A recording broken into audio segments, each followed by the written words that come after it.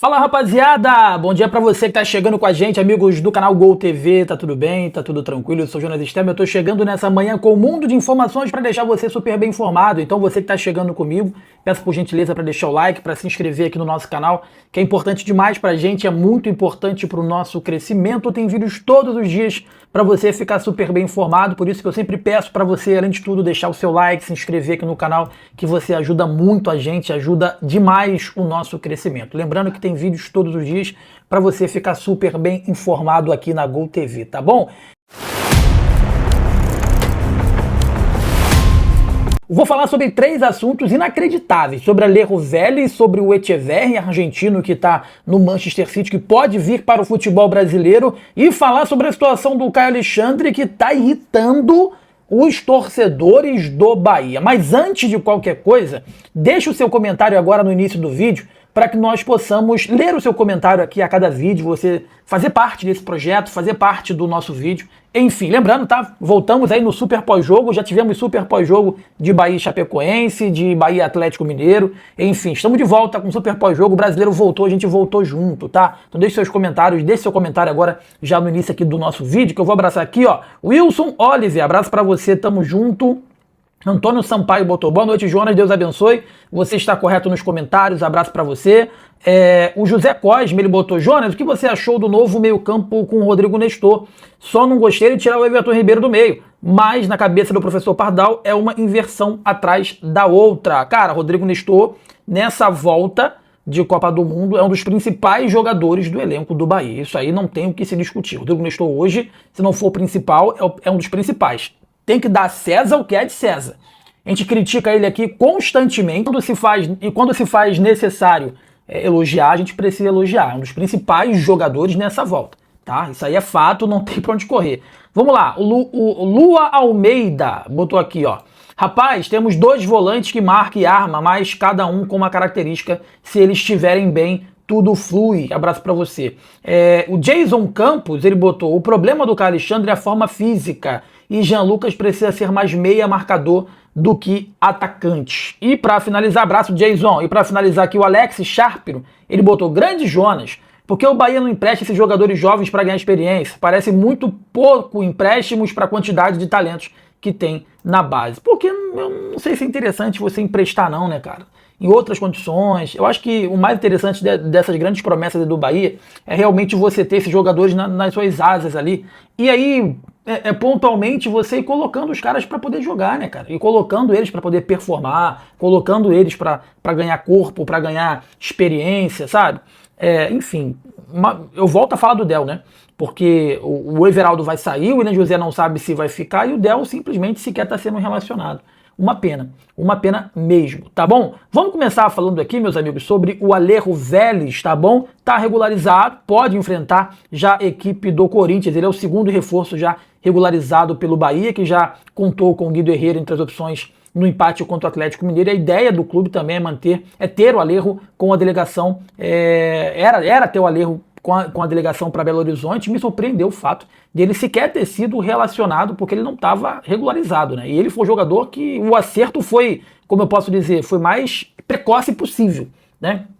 Não sei se foi por conta de documentação, mas existiu um imbróglio aí de que o Alejo não pôde jogar contra o Atlético. Vale lembrar que o atacante de 22 anos já estreou aí pelo Bahia, mas sem mais um amistoso contra a equipe lá do Fluminense no dia 15, nós estávamos lá. Na ocasião ele entrou no segundo tempo da partida no Maracanã e chamou muito a atenção, ele jogou muito bem, tá?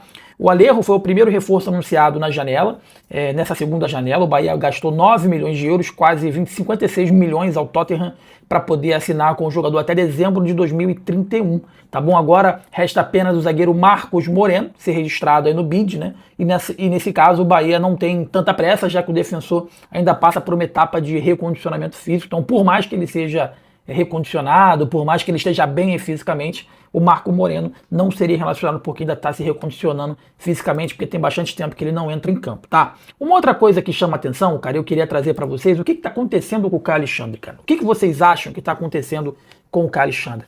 O Caio Alexandre, apesar da experiência dele, ó, ele é um jogador com passagens, eu vou trazer aqui pelo Botafogo, né? Ele iniciou a carreira dele no Botafogo, passou no Vancouver, dos Estados Unidos, depois foi para o Fortaleza e do Fortaleza foi para o Bahia, né? O Bahia pagou 4,5 milhões de euros na época para contar com o Caio Alexandre, que naquele momento, né, foi 23 para 24, né, ali pelo Fortaleza, depois que ele veio para o Bahia, era considerado um dos jogadores com maior potencial do futebol brasileiro. E a grande questão é que o Caio Alexandre, ele simplesmente desandou fisicamente. Desandou fisicamente. A gente pode até discutir a queda do Everton Ribeiro, a gente pode até discutir a queda do Jean Lucas, porque fisicamente é um jogador, porra, mas a queda do Caio Alexandre, que sempre se sobressaiu pelas suas questões físicas, tem me chamado a atenção de uma forma gigantesca, ao ponto de eu achar que se não é melhor você negociar o jogador. E aí eu fui pesquisar, né, a vida dele, o histórico dele. Cara, ele tem 27 anos. 27 anos. E falando com pessoas de dentro do clube, né, o Caio Alexandre, ele é um jogador extremamente querido, de grupo, brincalhão, ele torna o ambiente mais leve. E eu contava demais com ele. Ele tem 2 títulos aí na carreira, ele ganhou Copa do Nordeste, né, e também ganhou a Canadian Cup Winning, né, que é o título lá pelo Vancouver. O 1,74 m, nasceu em 99, cara, tem apenas 27 anos, é carioca, é fluminense, pra falar a verdade, é nascido no estado do Rio de Janeiro, mas na Baixada. Tem 27 anos, nasceu em 99 lá em Duque de Caxias, cara. Só pra você ter uma ideia, ele tá com algum problema na coxa que tá complicado. Porque as lesões dele, só para você ter uma ideia, as últimas, antes dessa de 25 e 26, foi em 21 e 22, que ele teve uma lesão no pé, que ele ficou 9 dias fora, lá no Vancouver. E ainda no Vancouver ele operou o pé. Eu acho que por conta dessa mesma situação ele teve que operar o pé, que eu acho que foi a pior lesão do Caio Alexandre, nessa no pé. Que ele ficou do dia 24 de agosto de 21 até o dia 27 de maio de 22. Quase um ano fora, 277 dias, perdeu 30 jogos pelo Vancouver. E de lá pra cá ele não vinha tendo mais tanta lesão, ele era muito evidenciado pelo vigor físico dele. A grande questão, meus amigos, que agora tá complicada a situação. E é sempre coxa, é sempre coxa, é sempre coxa.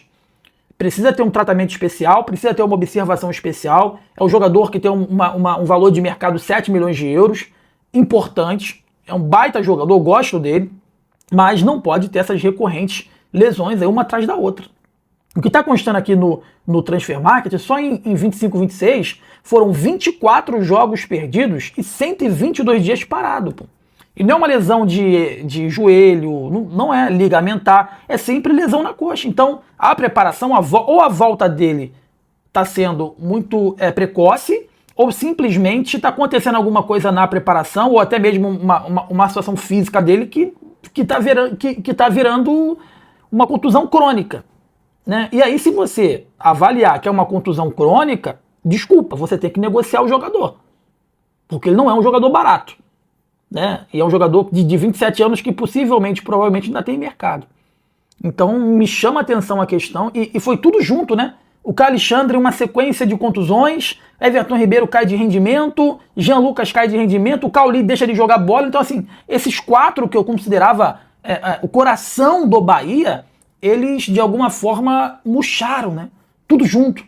E aí tá tendo que se reinventar aí com o meio campo, com o Eric, com o Nicolás Azevedo. Eric eu gosto muito, com o Nicolás Azevedo que eu gosto muito. Rodrigo Nestor aproveitando essa brecha, essa oportunidade para poder jogar também. Enfim, meus amigos, então torcer para que pelo menos o Caio Alexandre, jovem Caio Alexandre, ele possa voltar a performar, tá? Outra coisa que eu quero falar é sobre Cláudio Echeverri. Foi muito vinculado o nome dele no tricolor baiano, ele vale 15 milhões de euros.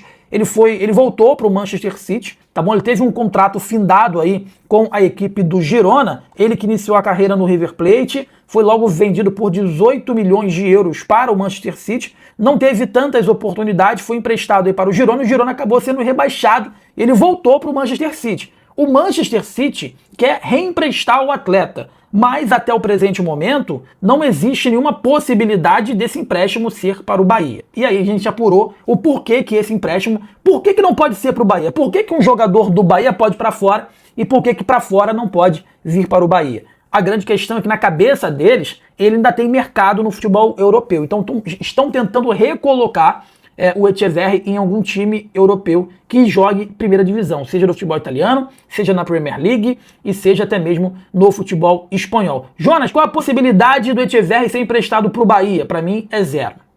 Para mim é zero. Porque foi um investimento relativamente alto, não foi tão alto, né?